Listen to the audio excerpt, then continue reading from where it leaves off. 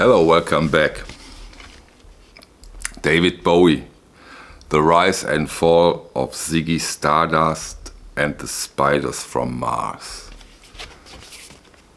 50th anniversary came out on June the 17th of June 1972. So almost by the day we get this half-speed master. And the ones of you who look for a longer period of time and regularly to my videos knows that I do have big problems sometimes with those releases, those half-speed masters, especially from Abbey Road. You know, the big question here is, and was for me, do they butcher this release to this fantastic, brilliant, important milestone of a record like they did with some of the Bob Marleys, most of the Stones, the Velvet Underground, the Sade, or do they give us a decent, good sounding version? We go briefly, very briefly, because there is not much through the content of this release. We get a hype sticker. This is, come on, here you have the hype sticker. I've shown you the jacket, and you get this O-Buy with quite important information. We go through it and stay for a while there. On the OB it says half-speed master. This record was cut on a fully customized late Newman VMS 80 lathe with fully recapped electronics. So they built a new mastering system. From 192 kilohertz restored masters of the original Trident Studios master tapes with no additional processing or transfer. It has a backside, by the way. Yeah, that's interesting. So we get in digital. We get in digital master. Not surprised here.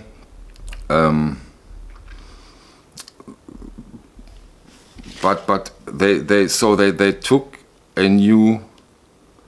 They used a new remaster equipment. Interesting. The vinyl is 180 gram. Nothing wrong with the vinyl, dead, flat, silent, beautiful, all good, no problems here. They give us a printed inner.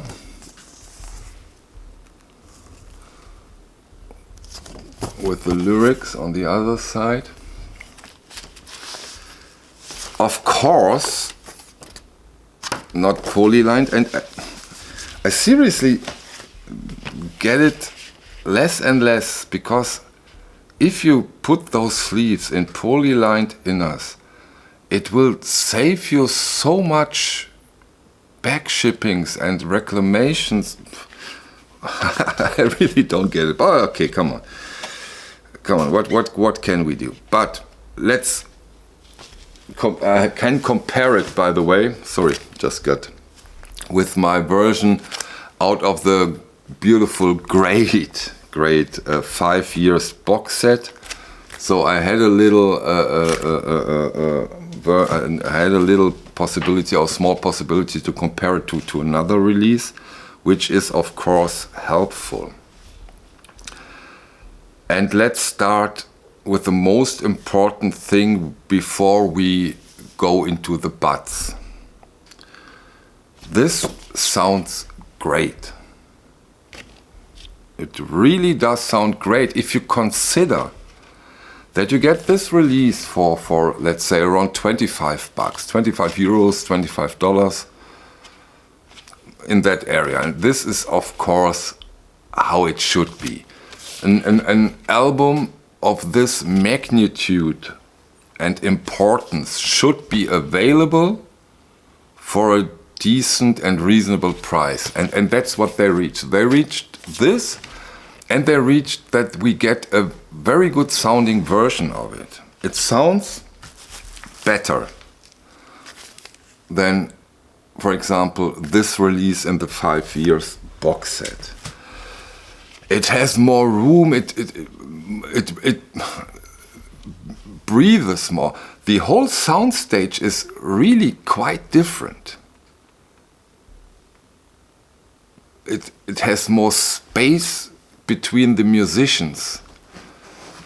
It has much more punch. The bass is there, but not spectacular on both versions. It isn't spectacular. On this one, it's slightly better. It's very detailed and very analytical.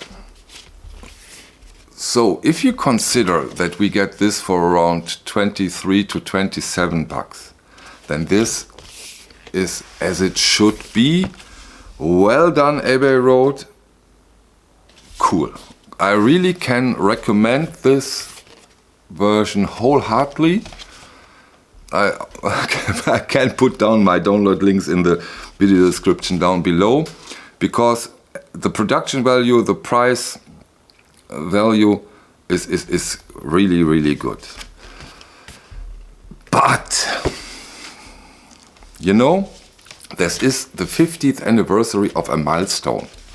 In my opinion, one of the best albums of all time. Until now, I think there is no year where some of those songs aren't in any advertisements or whatsoever. It's up to date until today. And let me put it this way, this is the most bare-bone 50th anniversary edition of a huge album I can remember. Or did I miss something? Okay, there is a picture disc, yeah, thank you. But this is all? No box set almost can't lift up. I mean, we have a beautiful example. We have David Bowie's Toy. Great, don't get me wrong, I'm so happy with it. This 10-inch box set, fantastic, beautiful release. And from Ziggy Stardust, we get this plus an Obi. Okay, we have to take what we get. Of course, don't get me wrong. I don't say don't put it out that way. This is 100% out, put it out exactly like this. But for people who wants a bit more, a booklet, some extras, why not? 45. Yeah, and the 45 brings me up to my next but. It sounds great, but I really still would love to hear what Bernie Grundman, Kevin Gray, Ryan K. Smith, Chris Bellman, Bob Ludwig would have done to it. Really, sorry. I think there is even more in it. You know, what always comes to mind is Kevin Gray. When we talked about in this video I did together with Danny Kaye and Kevin Gray, when we talked about the Fleetwood Mac rumors, and he told us, oh, that was so much work because the tapes has been in such a bad shape. But if you listen to this 45 RPM version, which is, by the way, I think at the moment in print in the United States, my God, that sounds incredible. It sounds fantastic. And this is my but. This sounds very, very good, but I think there is that tiny bit more. This what I'm missing a bit, but this is, of course, you know, I know 192 kilohertz. Is it in my head? Maybe, yeah. Don't shoot me. This analog touch, this warm softness is something I miss in this release. But yeah, I've read it, I know it, and maybe it's there, and my head tells me no, it's not there. This might be the case.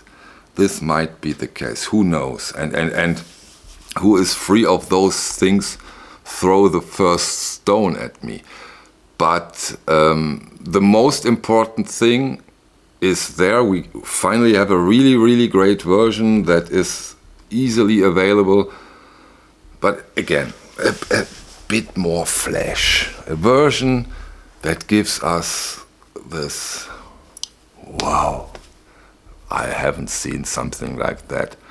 Maybe it comes, maybe it's announced and I missed it, or it's there and I don't know it. If so, please put down your knowledge in the comment section down below. Or what do you think? Would you have also wished for a more extravaganza box set? What do you think? Okay, that's it. But I'm positively surprised, and that's the most important part. Thank you for your time, and hope to see you on the next one. Bye.